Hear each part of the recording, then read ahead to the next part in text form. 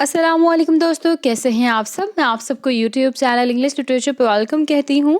आज जो टॉपिक हम कवर करने जा रहे हैं इस लेक्चर के अंदर, that is present perfect tense. Present perfect tense के जो सिंपल सेंटेंसेस होते हैं उनका क्या स्ट्रक्चर है, उनकी फॉर्मेशन कैसे है, इसको हमने डिस्कस करना है इस लेक्चर के अंदर। फर्दरमोर हम डिस्कस करेंगे कि प्रेजेंट परफेक्ट टेंस होता क्या है, और हम लोगों ने ऑलरेडी प्रेजेंट इंडेफिनिट टेंस भी कवर कर लिया है, प्रेजेंट कंटिन्यूअस टेंस भी कवर कर लिया, और टेंस होता क्या उसको भी कवर कर लिया हुआ है। तो अगर आपने प्रीवियस लेक्चर्स नहीं सुने, मैं आपको रिकमेंड करूँगी कि आप प्रीवियस लेक्चर्स सुन लें।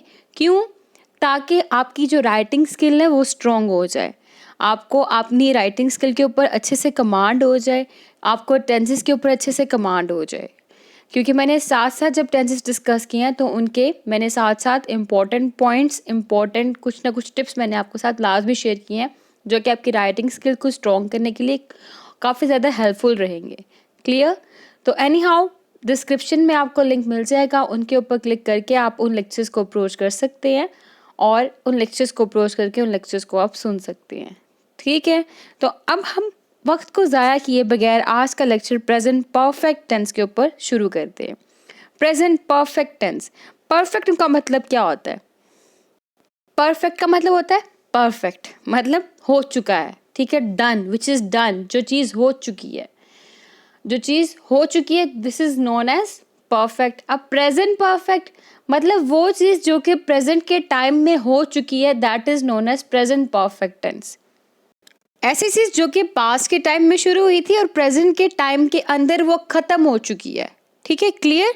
स्क्रीन पे देखिए, the present perfect tense refers to an action और state that either occurred at an indefinite time in the past or began in the past and continue to the present time।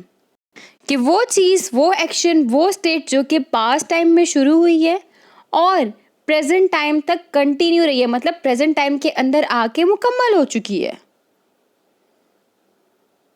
जैसे कि bracket में देखें, we have talked before, हम पहले इसके बारे में बात कर चुके हैं। फिर है, he has grown impatient over the last और, वो आखिरी घंटे से इम्पेशेंट यानी कि बेसब्रा हो चुका है। अब इम्पोर्टेंट पॉइंट क्या है? इम्पॉर्टेंट पॉइंट ये है कि जो प्रेजेंट परफेक्ट टेंस होता है उनकी उर्दू हिंदी में पहचान ये है कि एंड पे चुका है, चुकी है, चुके हैं, इस तरह के वर्ड्स आते हैं। क्लियर?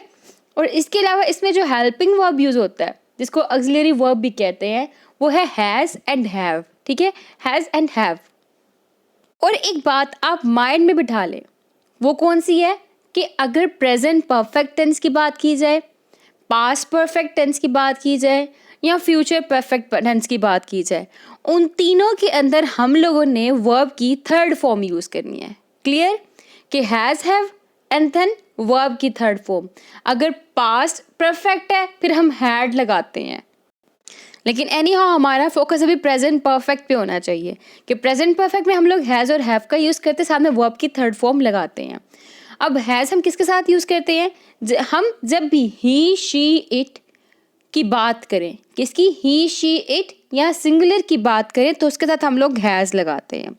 और जब हम प्लूरल और आई, वी, दे, यू की बात करें तब हम लोग उसके साथ हैव लगाते हैं। तो एनी हाउ ब्रैकेट में मैंने एक शॉर्ट डेफिनेशन लिखी है, which is for something that started in the past and continues in the present. ठीक है, कि वो चीज़ जो कि पास्ट में शुरू हुई है और प्रेजेंट में कंटिन्यू थी, लेकिन प्रेजेंट टाइम में ही वो ख़त्म हो चुकी हुई है, उसको हम कहते हैं प्रेजेंट परफेक्ट टेंस। की प्रेजेंट परफेक्ट टेंस की एक शॉर्ट डेफिनेशन थी जो मैंने ब्रैकेट में लिखी। एनी हाउ नेक्स्ट स्लाइड देखिए, इसमें मैंने आपको बताया था कि हम लोग हैज़ को ही, शी, इट या सिंगुलर के साथ यूज़ करते हैं, और हैव को हम लोग आई, वी, दे, यू या फिर प्लूरल के साथ यूज़ करते हैं। और इनमें वर्ब की थर्ड फॉर्म को ही ऐड किया जाता है, जैसे कि talked, walked, gone, seen, eaten, ये सब क्या है? ये सब वर्ब की थर्ड फॉर्म है। अब एक एग्जाम्पल देखें, जॉन हैज़ टेकन साराज एडवाइस। अब यहाँ पे हमारे पास जॉन एक सिंगुलर पर्सन था, हमने हैज़ का यूज़ किया, हैज़ के बाद हम लोगों ने वर्ब की थर्ड फॉर्म पुट कर दी। क्लियर? और हम लोगों ने जॉन के साथ हैज़ क्यों यूज़ किया? सिंपल, क्योंकि वो सिंगुलर है, जैसे कि मैं बताया था ही, शी, इट, और सिंगुलर के साथ हम लोग हैज़ लगाते हैं। नेक्स्ट देखिए, they have fix the fence, वो बाड़ लगा चुके हैं, वो बाड़ को जोड़ चुके हैं। अब यहाँ पे दे प्लूरल था, ज़्यादा लोग थे, इसलिए हम लोगों ने हैव का यूज़ किया और साथ में वर्ब की थर्ड फॉर्म फिक्स्ड का यूज़ किया। क्लियर है? नेक्स्ट एग्जाम्पल और स्ट्रक्चर देखिए। स्ट्रक्चर देखिए, इसमें पहले सब्जेक्ट आता है, फिर हैज़ हैव यानी कि एक्सिलरी वर्ब ऐड किए जाते हैं, उसके बाद वर्ब की थर्ड फॉर्म, फिर ऑब्जेक्ट। ये इसका स्ट्रक्चर है। एग्जाम्पल देखें, the board has decided to uphold the appeal. Next देखिए, I have taken the wrong path. उसके बाद है सादिया हैज़ रन 2 miles। अब यहाँ पे जो भी एग्जाम्पल थी तीनों, बोर्ड की बात की गई, सिंगुलर था, हमने हैज़ लगा दिया, हैज़ के साथ थर्ड फॉर्म ऑफ वर्ब लगा दी। नेक्स्ट देखिए, आई हैव था, हैव के साथ हमने टेकन थर्ड फॉर्म लगाई, और मैंने बताया आई वी दे यू के साथ हम लोग हैव लगाते हैं। ये first person, second person, third person क्या है, मैं प्रीवियस लेक्चर में आपके साथ इन डिटेल डिस्कस कर चुकी हुई हूँ। तो जब आपने वो लेक्चर सुने होंगे ना, तो आपको क्लियर होगा कि हम आई के साथ हैव क्यों लगा रहे हैं, जबकि आई एक सिंगुलर है। अभी भी थोड़ा सा मैं ब्रीफली बता दूं आपको, हम आई के साथ हैव इसलिए लगा रहे हैं क्योंकि फर्स्ट पर्सन के साथ हम लोग हैव यूज़ करते हैं। फर्स्ट पर्सन में जिसमें आपकी अपनी ज़ात आ जाए, ठीक है, जिसमें आप खुद इंक्लूड हो, यानी कि आई और वी इन दोनों में आप खुद इंक्लूड हो, तो इनके साथ हम लोग हैव लगाते हैं। Third person he she it, ठीक है, इनके साथ हम लोग हैज़ लगाते हैं। सिंगुलर के साथ हम हैज़ लगाते हैं, प्लूरल के साथ हम लोग हैव लगाते हैं। तो any how, I have taken the wrong path, मैं गलत रास्ता ले चुकी हूँ, ठीक है। अब चुकी हूँ मैंने बोला, तो ये भी एक पहचान है प्रेजेंट परफेक्ट टेंस की कि एंड पे चुका है, चुकी है, चुका हूँ, चुकी हूँ, इस तरह के वर्ड्स आते हैं। Sadia has run 2 miles, Sadia 2 miles तक भाग चुकी है। तो आप देख रहे हैं कि एक्टिविटी जो है वो शुरू हुई है पास्ट में और प्रेजेंट में जाके वो कंप्लीट हो रही है। जैसे कि यहाँ पे देखें, ये जो मैंने पिक्चर यहाँ पे लगाई हुई है कि activity started in the past and might continue to the present, और प्रेजेंट में ही आके वो कंप्लीट हो जाती है। क्लियर? आई होप कि आपको आज का लेक्चर क्लियर हो चुका होगा और ये वीडियो काफ़ी हेल्पफुल रही होगी।